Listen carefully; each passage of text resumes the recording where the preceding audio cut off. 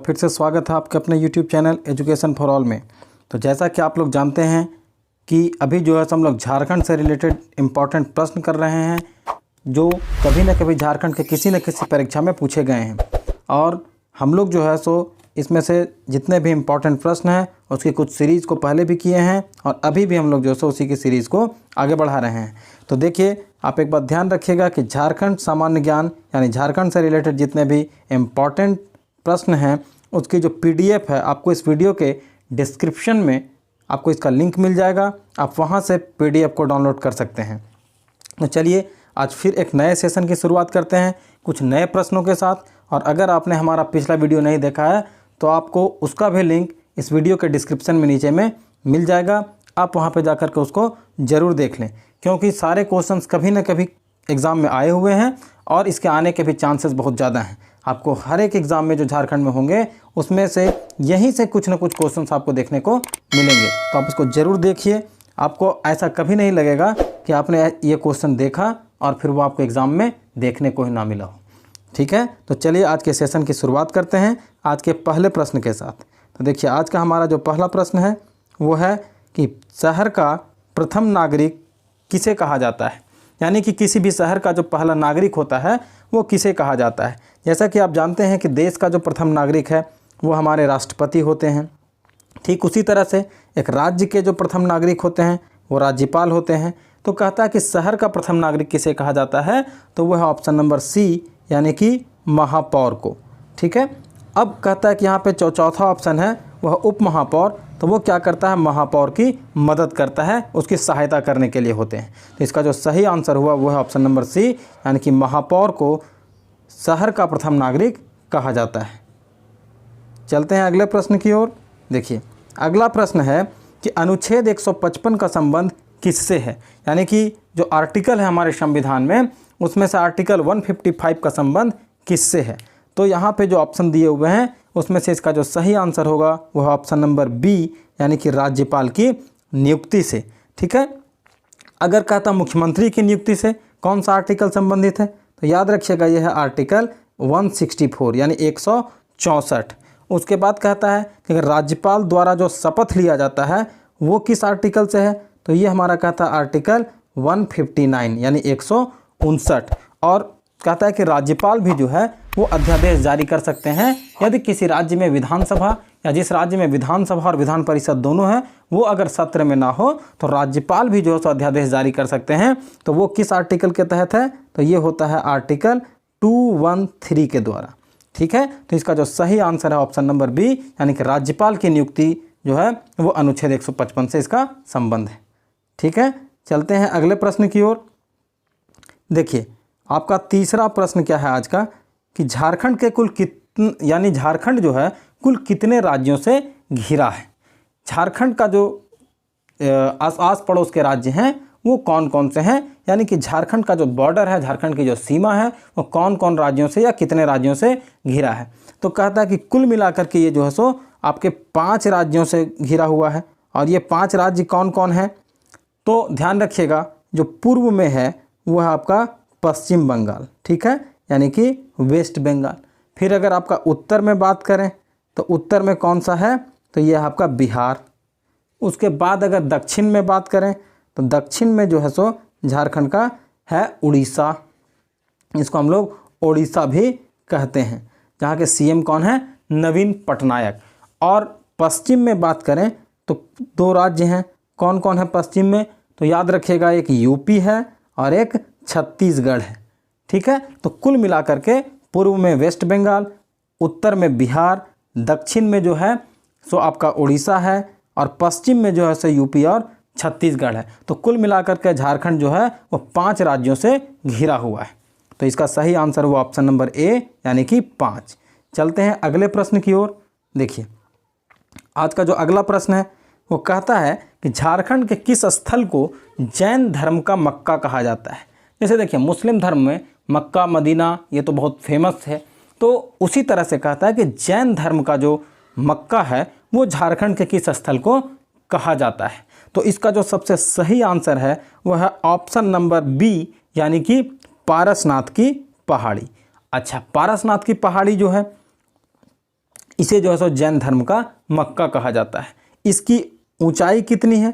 तो कहता है ये कुल मिलाकर के 1365 मीटर कहिए या 4478 फीट कहिए, ये जो सो आप जो भी कहिए तो यही है 1365 मीटर या 4478 फीट। अगर आपका फीट में पूछा जाएगा तो 4478 बोलना है, मीटर में कहा जाएगा तो 1365 मीटर है। और ये कहाँ पे स्थित है? तो ये कहता है कि गिरिडीह में स्थित है। कहाँ पे? गिरिडीह में। उसके बाद पहाड़ी मंदिर, ये जो है आपका रांची में स्थित है। भद्रकाली मंदिर चतरा ज़िले के, जो हमारा होम टाउन भी है, तो चतरा ज़िले का जो है सो इटखोरी में जो है सो ये भद्रकाली मंदिर है। इटखोरी का एक भदोली गांव है वहीं पे। तो इसका जो सही आंसर हुआ ऑप्शन नंबर बी, पारसनाथ की पहाड़ी। ठीक है। अब देखिए जैन धर्म के जो 24 तीर्थंकर थे, 24 में से 20 जो है यहीं पे अपने निर्वाण की प्राप्ति किए हैं। तो कुल मिलाकर इसका आंसर हो गया ऑप्शन नंबर बी, पारसनाथ की पहाड़ी को जैन धर्म का मक्का भी कहा जाता है। ठीक है। देखिए उसके बाद हमारा अगला प्रश्न है 5वां। देखिए ये तो प्रश्न रिपीटेड हो गया कि क्या है, झारखंड के किस स्थल को जैन धर्म का मक्का कहा जाता है, तो ये हमारा रिपीटेड हो गया। तो इसका सही आंसर क्या हुआ? पारसनाथ की पहाड़ी। अगला प्रश्न है देखिए कि कोल्हुआ पहाड़ पर कितने जैन तीर्थंकरों की प्रतिमा है। देखिए कोल्हुआ पहाड़ जो है ये एक बहुत ही धार्मिक स्थल है, प्रसिद्ध धार्मिक स्थल है झारखंड का। और ये कहाँ पे है? ये आपको चतरा ज़िले में पड़ेगा। और चतरा ज़िले में हंटरगंज के पास जो है सो ये आपको नज़र आ जाएगा। तो कहता जोरी हंटरगंज, वो चतरा से आपका जब ये वाला रूट में जाइएगा यानी कि गया वाला रूट में जाइएगा तो आपको मिलेगा कोल्हुआ पहाड़। तो कहता हंटरगंज के पास। तो कहता कि इस पर कुल कितने जो सो जैन तीर्थंकरों की प्रतिमा है। तो कुल मिलाकर के यहाँ कहता है कि 9 जैन तीर्थंकरों की प्रतिमा यहाँ पे है, यानी ऑप्शन नंबर ए इसका सही आंसर है। ठीक है। अब कहता है कि 631 क्या है? तो 631 जो है यहाँ पे बुद्ध धर्म की, यानी कि बुद्ध जो हैं उनकी मूर्ति मिली है। बुद्ध धर्म की मूर्ति जो है वो कुल मिलाकर के 631 मिली है। और 24 क्या है? तो कुल मिलाकर के जो जैन धर्म है उसमें 24 तीर्थंकर हुए हैं, 24 तीर्थंकर हुए हैं। तो इसीलिए जो सो आपका यहाँ पे क्या हुआ कि कोल्हुआ पहाड़ पर कितने जैन तीर्थंकरों की प्रतिमा है? तो ऑप्शन नंबर ए यानी कि 9। चलते हैं अगले प्रश्न की ओर। देखिए अगला प्रश्न है कि 13वीं सदी में उड़ीसा के किस राजा ने स्वयं को झारखंड का शासक घोषित कर दिया था? यानी कि जब 13वीं सदी थी उस समय किस राजा ने, जो उड़ीसा के उस समय राजा थे, उसने स्वयं को झारखंड का शासक घोषित कर दिया कि हम ही जो है सो झारखंड के राजा हैं। ठीक है। तो इसका जो सही आंसर है वह ऑप्शन नंबर ए यानी कि राजा जय सिंह। ठीक है। देखिए हर्षवर्धन की बात करें तो ये भी भारत में बहुत समय तक शासन किए। राजा रामगढ़ ये भी झारखंड के ही थे। तो यहाँ पे पूछा गया 13वीं सदी की बात, तो ये राजा जय सिंह, और यही जो है सो राजा जय सिंह की फ़ोटो है, तस्वीर है, तो आप देख सकते हैं। तो ये इन्होंने स्वयं को जो सो झारखंड का शासक घोषित कर दिया था।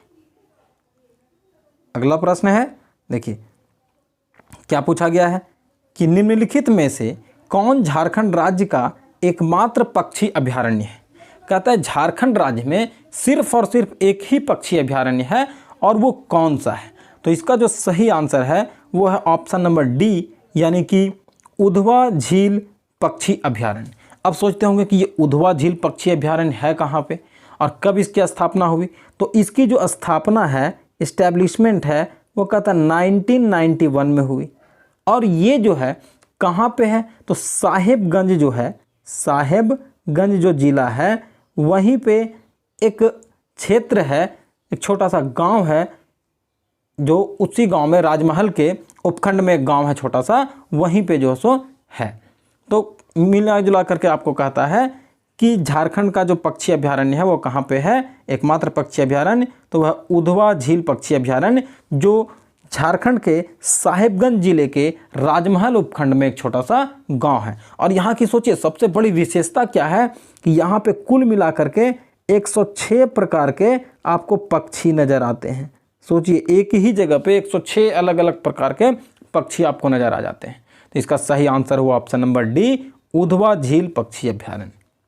देखिए ये सब क्वेश्चन ना आपको पीछे कभी ना कभी पूछे गए हैं, तो इसलिए बहुत इंपॉर्टेंट है और उससे रिलेटेड फैक्ट भी जानना चाहिए।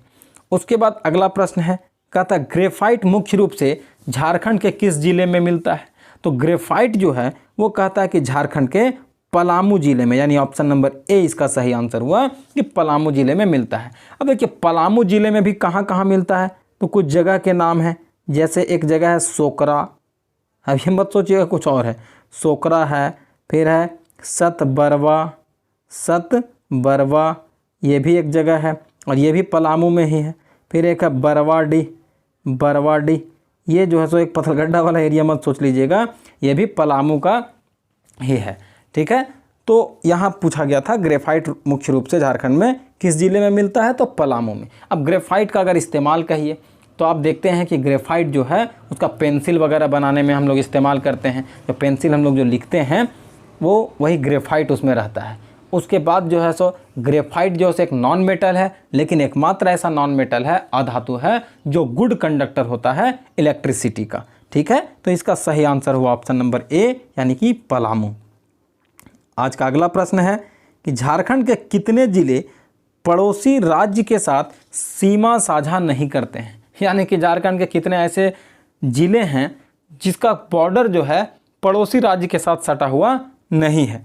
तो इसका जो सही आंसर है वो कहता है सिर्फ और सिर्फ 2 जिले झारखंड के ऐसे हैं जो पड़ोसी राज्य के साथ अपना सीमा साझा नहीं करते हैं। और वो कौन कौन है, तो याद रखिएगा, एक है लोहरदग्गा, एक क्या है, लोहरदग्गा है, और दूसरा है खूंटी।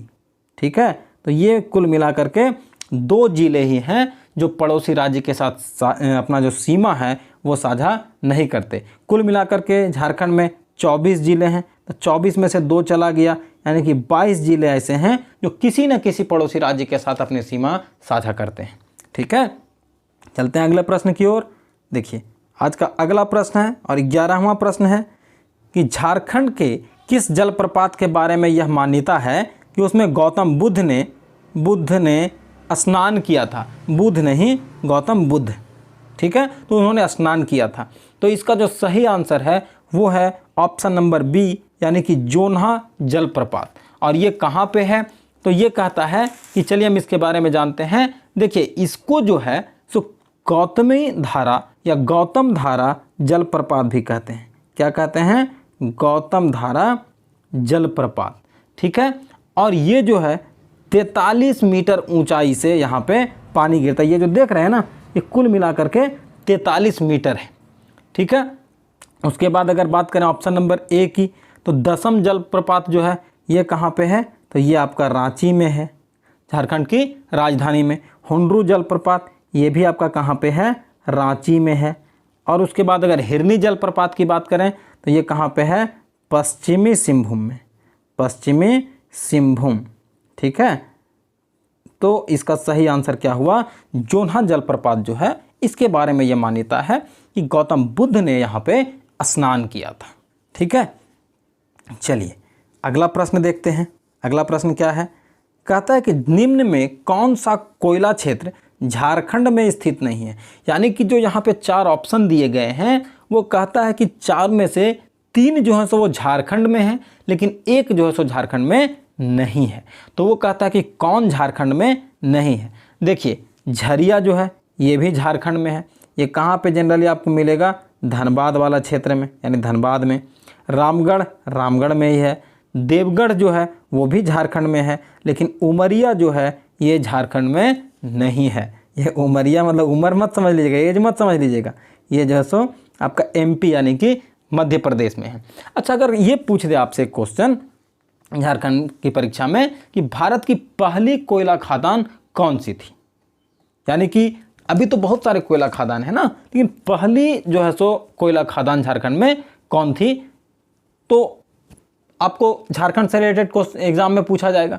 लेकिन अगर कहता है कि पूरा भारत में जो पहला कोयला खदान था वो कौन था, तो वो आपको है रानीगंज। कौन है, रानीगंज, जो कहाँ पे है, वेस्ट बंगाल में।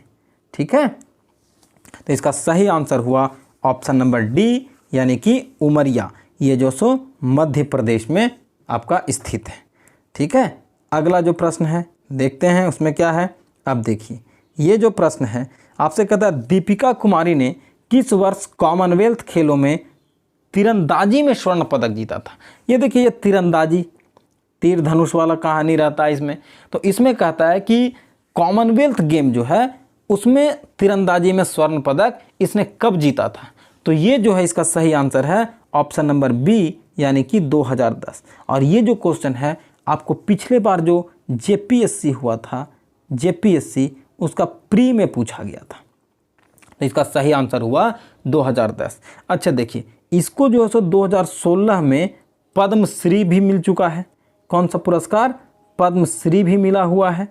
ठीक है, तो अच्छा कॉमनवेल्थ जो होता है वो कौन से कंट्रीज़ के बीच होता है। देखिए कॉमनवेल्थ का मतलब हुआ कि वैसे कंट्रीज जो कभी ना कभी ब्रिटेन के गुलाम रहे हैं, वही सब देश इसमें से भाग लेते हैं। तो इसका सही आंसर समझ गए, ऑप्शन नंबर बी, यानी कि 2010 में जो है कॉमनवेल्थ खेल में तीरंदाजी में दीपिका कुमारी ने स्वर्ण पदक जीता था। और इनका संबंध झारखंड से ही है, ये बाहरी नहीं है। हालांकि इनकी शादी जो है सो वेस्ट बंगाल में हो गई है। अगला प्रश्न है आज का, निम्नलिखित में से किस जिले में विश्व में हेमेटाइट का सबसे बड़ा एकल भंडार स्थित है। यानी एक ही जगह पे जो है पूरा विश्व में किस जगह पे सबसे ज़्यादा हेमेटाइट का उत्पादन होता है, यानी कि वहाँ पे भंडार है। तो इसका सही आंसर ऑप्शन नंबर सी, यानी कि सिंहभूम। अब याद रखिएगा कि झारखंड में कुल मिलाकर के जो है 3000 मिलियन टन, सोचिए मिलियन टन की बात कर रहा है, से भी ज़्यादा जो है सो हेमेटाइट मौजूद है, हेमेटाइट का भंडार है। लेकिन सिंहभूम में एक ज़िला है या एक जगह है सिंहभूम ज़िले में, उसका क्या नाम है? चिरिया। यहाँ पे अकेले जो है सो लगभग 2000 मिलियन टन, 2000 मिलियन टन जो है सो हेमेटाइट का भंडार है। इसीलिए इसका सही आंसर हुआ ऑप्शन नंबर सी, यानी कि सिंहभूम। ठीक है, और आज का 15वां और आखिरी प्रश्न कहता है कि झारखंड में बिरसा कृषि विश्वविद्यालय की स्थापना किस वर्ष हुई। यानी बिरसा एग्रीकल्चर यूनिवर्सिटी का जो एस्टेब्लिशमेंट है वो कब हुआ था। तो इसका सही आंसर है ऑप्शन नंबर सी, यानी कि 1981 को। और इसका उद्घाटन किसने किया था? तो इसका जो उद्घाटन है वो किया था इंदिरा गांधी ने। ठीक है, इसका उद्घाटन इंदिरा गांधी ने किया था। ठीक है, तो ये था हमारा आज का सेशन। फिर हम लोग मिलेंगे नेक्स्ट वीडियो में। मैं फिर से कह रहा हूँ, अगर आपने हमारा पिछला वीडियो नहीं देखा है तो आप उसको ज़रूर देखें, हमारे चैनल से जुड़े रहें। अगर आपको किसी क्वेश्चंस को समझने में दिक्कत हुआ है तो आप हमें ज़रूर कमेंट करके पूछ सकते हैं। अब हमारे टेलीग्राम चैनल से भी जुड़ सकते हैं, आपको उसका भी लिंक इस वीडियो के डिस्क्रिप्शन में दिया हुआ है।